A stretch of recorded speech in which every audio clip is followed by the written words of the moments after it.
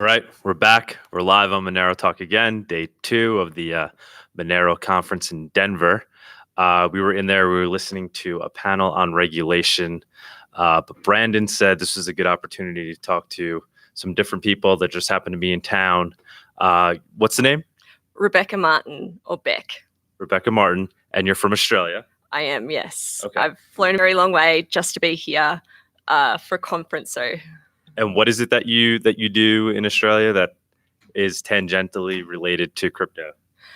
so I am a developer evangelist, and I operate in the innovation and technology ecosystem in Australia. And I'm also a former advisor in state level government for innovation in the digital economy. So what is the crypto scene like in Australia?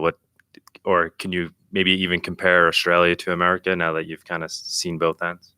Yeah, so the Australian crypto ecosystem is it's obviously not anywhere near the size and scale of the American ecosystem, but we do have some really interesting community bodies forming around the crypto space. We've also got regulators who are keen to think about and talk about ways that they can work proactively with the crypto ecosystem. So we've removed double taxation for buying cryptocurrencies, and there's been some other movements in that space. So there are a number of innovation ecosystem bodies, including the Blockchain Centre located at Stone and Chalk, and various meetups. You can go to pretty much a crypto-related meetup every night of the week. Okay, so it is blossoming over there. Now there's kind of the other side of the coin, right? There's some strict regulations that have recently come down in terms of encryption in general. Is that? Yes. How would you explain that? Australia, at the end of last year, passed the AA bill, which is a very controversial piece of legislation, which is designed to help law enforcement bust encryption somehow. That's been a topic of discussion in the Australian ecosystem. And one of the things that I'm really interested in is how the technology industry, and particularly the crypto industry, can do a better job of advocating for itself to the general public, much more than to government, because I think it's important that we help the general public to understand the benefits of privacy and encryption. Because what's happened in Australia at the moment is, unfortunately, the media has created this sort of false dichotomy between privacy and public safety and security. And so there's obviously a little bit of work to be done in terms of helping people to understand the public safety and security benefits of the technologies that we're developing, and to make it more, to make the general public and the voting public more open to the idea of these technologies, because what we've seen in the last election is that when you have the media and certain politicians willing to make public safety a wedge issue, things like well-formed privacy and security legislation don't become a priority, because they're not the main concerns of the voting public. Mm-hmm. Do these recent encryption laws that came about, do they affect obviously crypto and directly, or have we not really seen that play out yet? So the laws themselves are very, very new, and so we haven't actually found out what the implications of those laws will be for the technology industry. There's been a lot of criticism about the way that it's been drafted, because there was very, very little, if any at all, consultation with the technology industry. And so there's not that much understanding about the way that they would be implemented in practice versus the way that they read, because they do at first glance read very draconian, and it's not very clear how they get implemented in practice. Okay, so we don't really know yet. We're kind of waiting to see how that plays out. I think your point about trying to, I guess, educate the people, or have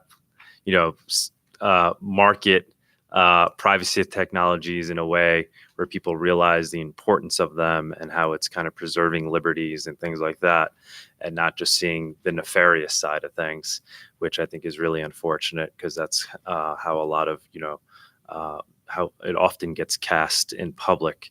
I was talking with the Jerry from Coin Center yesterday, and one of the points we brought up was just how a lot. I don't know what Australia. I really don't know kind of the foundations of the government there, what the constitution's like there, but here, a lot of the main tenets are about preserving liberty, right?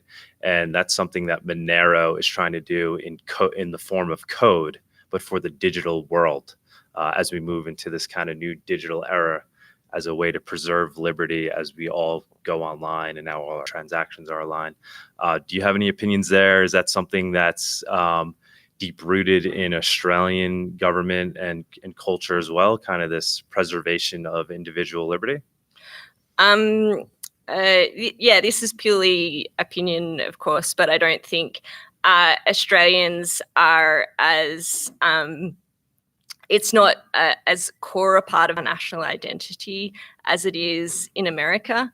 But I'm also really interested in how we turn the conversation away from something that's purely about freedom and privacy to also including the security and safety benefits of these technologies, because I think protecting your data and things like that. Yeah, so I think that's I think in an Australian context, I think that's the story that resonates with a larger portion of the population, and so yeah, I think historically the crypto community hasn't done the best job of taking the rest of our nation along with us on this journey, and telling the story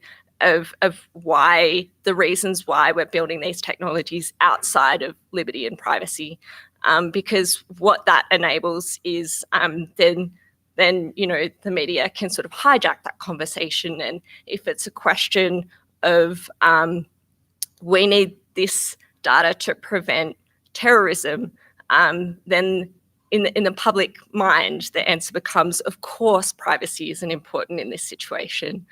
And so, yeah, my interest is working out a way to have that conversation in a more nuanced way, and making those topics accessible to people outside of the crypto community, so that they can be brought along for the journey of what we're working on.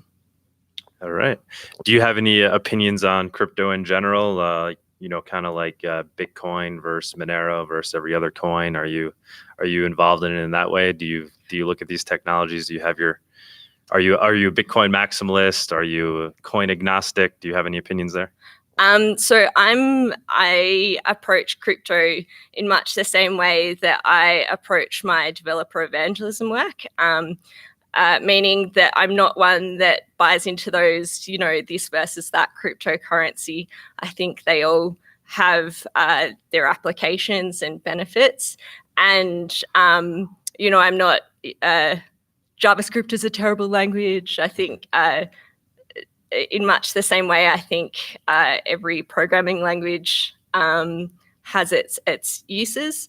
I think the richness and diversity of the crypto community and the crypto landscape is part of what makes this space so interesting.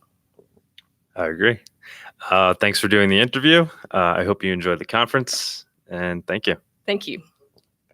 Thanks. Cool. What did I do?